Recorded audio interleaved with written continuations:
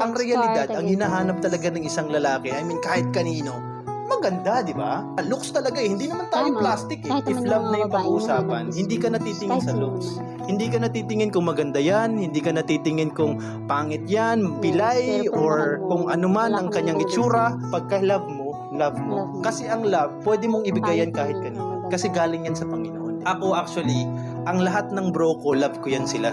Kasi konti lang yung kinoconsider ko talaga ng mga bro eh. Talaga bro. love mo kami. Love ko kayo bro. I love you bro. I love you bro. Kaya talaga I love bro. you too, bro. Ganon yan. Pag love, pwede mo yang ibigay kahit kanino. Tama. Pagka single mom ka na, like nanganak ka na, wala na tayong magagawa dyan. Pero those young people na hindi pa nagkakaanak, don't fucking do it, di ba? Kasi syempre, nilimit mo na yung sarili mo kasi nabuntis ka. You can do a lot of things, it's wala ka pang anak. Kaya ako, tayo, hindi pa tayo talaga nagko-commit kasi we want to do stuffs that we want to do. Na parang gusto nating mag-achieve pa ng more. Pero if you have an anak or something, hindi ko naman sinasabi na hindi mo na marireach yung pangarap mo pag may anak ka. Pero if wala, mas better para sa Pag may akin. anak ka, magiging motivation mo sila na mas Sex mag-pursue or ka. chocolates? Sex, of course. Sino ba naman kasi ang ipagpapalit yung sex over chocolates? Bakit ikaw ba, bro? Ako kasi bro, I'll choose chocolates kasi. Oh. Kasi pagdala ko ng chocolate, syempre dadalhin ko yun sa partner ko, bro. Pwede mo kasing i-grind yan or tunawin mo siya, di ba? Tapos, pwede mo siyang i-drizzle yan sa partner mo, bro. And then, you can eat the chocolates na, bro. Pagkatagalog. Nainis ako sa idea na yung babae, pag nagka-boyfriend, lumulosyang. Tingin ko kasi bro, sa sobrang Ayaw kasi stricto ng ng mga boyfriend, boyfriend. nawawala at namamatay ang self-confidence ng girlfriend nila. Bakit sexy? Bawal magsuot ng ito, bawal Yes. magsuot ng ganyan, bawal magpa-sexy. Tapos bro, kung sa ibang babaeng sexy, grabe maka-appreciate, Makatingin. grabe makatitig. Todo like pa sa Instagram nila. Tapos, pag malosyang, mambababae, iiwan, papalitan. Tama. Pinalosyang mo na, sinaktan mo pa. Huwag mong gawin yan kasi alam mo yung mga babae, pag iniiwan, gumuglow up yan. Dapat kasi bro, tayong mga lalaki, responsibilidad natin na i-maintain yung kagandahan ng girlfriend natin, di ba? Imbis na pagbawalan, suportahan natin. Kasi if they want to look good, para din naman sa'yo yan. Uplift natin yung self-confidence nila. Kasi there's no better feeling na makita mo yung girlfriend mong masaya dahil sexy sila. Bro, pag merong one wish na ibibigay sa'yo, ano yung hiling mo? For me, everlasting life, kumbaga. Wow, grabe. Kung gusto mo ng everlasting life, ako gusto ko naman magbigay ng life. I want to bring back my mother. Namatay yung mother ko 1 week before ng graduation namin. And sobrang painful yun para sa akin, bro. Kasi hindi niya man lang na-experience yung iakyat ako sa stage. Lalo na't ako yung na-declare na valedictorian ng high school. So yung moment na yun, malaking nawala yun sa akin. Kasi syempre hindi niya ako nasuotan ng medal, hindi ko na-experience yun. So kung if ever na merong one wish bro talaga, I will bring her back and I will cherish every moment with her.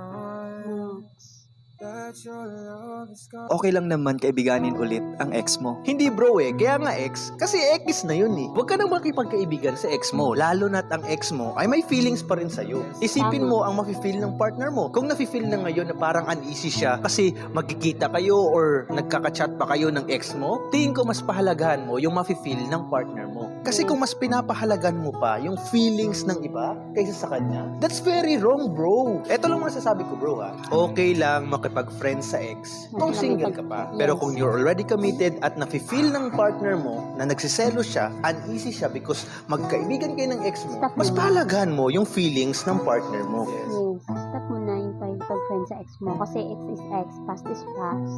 Bro, ano masasabi mo sa issue about cheating ngayon? Alam mo yun, kung sino pa yung sobrang gaganda, sila pa yung naloloko. Tiyan mo naman to. Grabe, Tama. gaganda. Cheating is a choice, bro. Kahit sabihin nating peer pressure or nagkulang yung partner mo, there's always two choices. Magloloko ka o hindi. Simple as that. Pero there's no perfect man kasi. May mga cheater talaga. Hindi mo yan mapipili kung sinong dadating sa buhay mo. Kakampi ba ako sa mga cheater? No. Pero to those men na mga cheater or yung mga lalaking may kalandi ang iba kahit may girlfriend sila ngayon, kung alam mong panalo ka na dyan, huwag ka nang Doon ka na. magloko dyan. Magstay ka na. Sobrang sakit sa puso niyan. Pag sinukuan ka na niya at hawak na siya ng iba. Advice from a cheater ba yan, bro? Hindi naman ganun bro, grabe. Tama.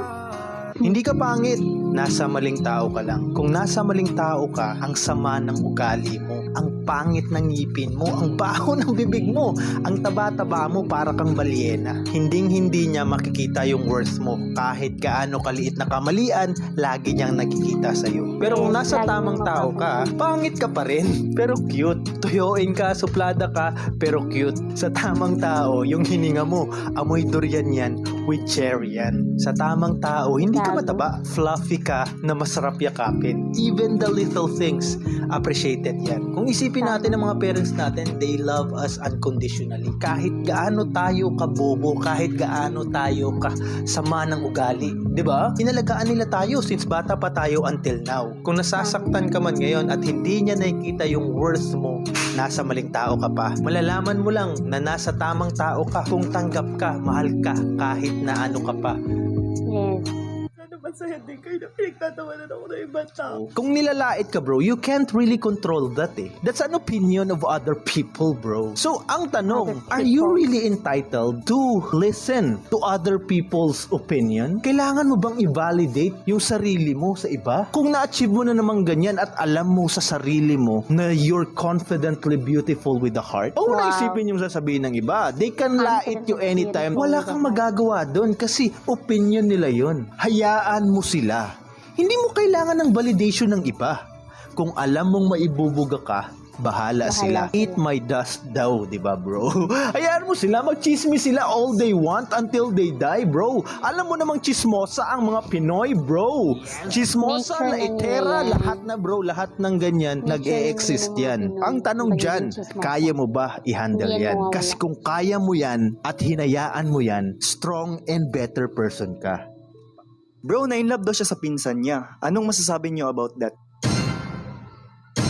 Parang ang pangit naman bro, pagkadugo mo bro. Parang pag sinabi mo pinsan mo tapos jojowain mo, parang wala ka na bang mahanap na ibang babae? Napakaraming babae. Pag Sharing is caring.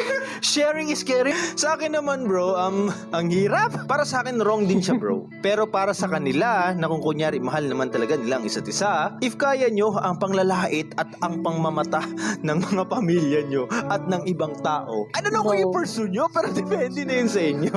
So, bahala na kayo dyan kung ano yung parang morally correct sa inyo. pero bro, pag sinabi mo morally talaga bro. That's talaga, really wrong. Ganon. It's really wrong bro. Very wrong bro. Let's consider the facts, no? Dito sa Pilipinas, medyo prohibited na tayo dyan. And lalo na sa mga Bawal Christians. talaga. Merong mga countries na accepted yung incest love na yan. Actually, practiced yan during the olden times, bro. Lagi natin pinopromote dito na pag mahal mo, pwede mo yan ibigay kahit kanino. Pero, scientifically speaking, bro, delikado kasi yan. Mas mataas yung possibility na magkaroon ng birth defect yung mga anak nyo.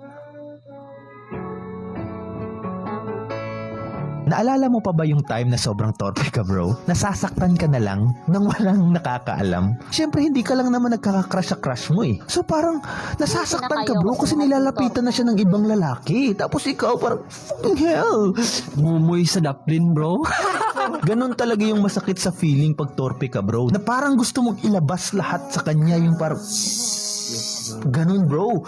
Pero sa sobrang torpe mo, bro, parang nakakip lang yun, bro. Pero alam mo, bro, yung pinakamasarap na feeling pag torpe ka, bro, is yung malaman mo na yung crush mo is crush ka din. Tapos meron time na parang mahawakan mo yung kamay niya na parang, ang sweet. Kaso since torpe ka, bro, kahit may crush na yung crush mo sa'yo, hindi mo pa rin kaya. Sa tingin ko bro, yung mga babae kung ayaw nilang masaktan, maghanap sila ng torpe, no? Kasi yung mga torpe, they are stick to one and the most loyal ones. Kaso bro, tingin ko hindi kayo mga turpe eh. Ang dami niyo mga babae. Ano ang hinahanap ng isang magandang chinita sa isang lalaki? Siyempre yung gwapo. Bakit naman? Siyempre. Pare-pareho lang naman kayong mga ungas eh. Siyempre doon Yeah, ako sa tama. gwapo na ungas kaysa sa pangit na ungas. Pero, okay lang namang pangit. Basta honest.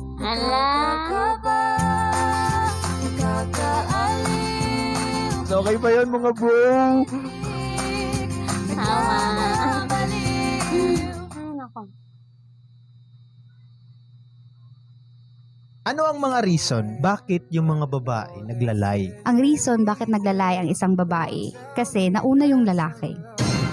Totoo yan. Na-experience ko yan, Tama. guys. May Alam lalay niyo ba, lang ako before, pag may sobrang loyal ko sa boyfriend past ko. relationship ko. And then, nalaman ko lang, guys, na lumalabas pala siya na hindi ko alam. Late ko na nalaman, ha. And then, dun ko na-realize na, bakit? Siya lang ba marunong mag-lie? Siya lang ba marunong magsinungaling? Siya lang ba marunong mag-party na hindi ko alam? Actually, that's very new to me, no? Na if a man lie, maglalay din ako, parang ganon. Pero, if your partner really, really loves you, hindi yan sila mag-cheat. Ang babae sobrang loyal. Pero pag Tama. once nalaman niya, and paulit-ulit mong ginagawa yan, lalaki ka, galit na galit.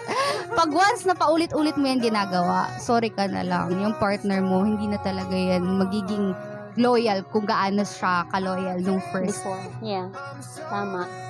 Dapat maging honest ka because honest is very, really important. Bro, in a ano daw relationship. rason bakit tayong mga lalaki nagsisinungaling? Minsan kasi bro, girls can be over-controlling eh. Minsan gusto ko mag-basketball with my boys, gusto kong mag-practice ng sayaw, hindi ako papayagan eh. Ang dami na nilang iniisip, such as baka ng babae tayo. Kaya minsan, kapag gala na lang sa tropa, tinatago na lang natin yun kasi ayaw natin na magalit sila. Isipin mo, nagpapaalam pa lang tayo, hindi na tayo papayagan. Paano ba yan? Actually, yun yung isa pa sa rason, bro, why we lie. Kasi we are afraid of the reaction to the truth. Ang ayaw lang namin is yung Takot. OA na reaction ninyong mga babae.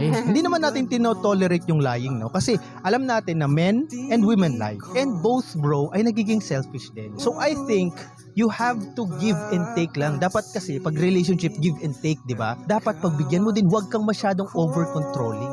Tama. Kasi nakakasakal. Nakakasakal sobra. Dapat fair kayo. Na-realize ko, bro, naisip ko there's two kinds of lying eh. May tinatawag ako na forgivable lie, bro. So yun yung mga white lies minsan na parang kunyari, maglalay ka kasi gusto mong bigyan mo siya ng something special na parang gift, or maglalay ka to be with your boys. Para sa akin, that's the forgivable lie. Yung mga parang red flags na lie, bro, is yung nag-lie ka about Third party. Oh, and yun yung bawal. Kapag nag-lie ka kasi involving a third party, ibig sabihin lang noon, you're opening up a window sa relasyon nyo para masira lang yun. if mag-lie ka, end the relationship na lang.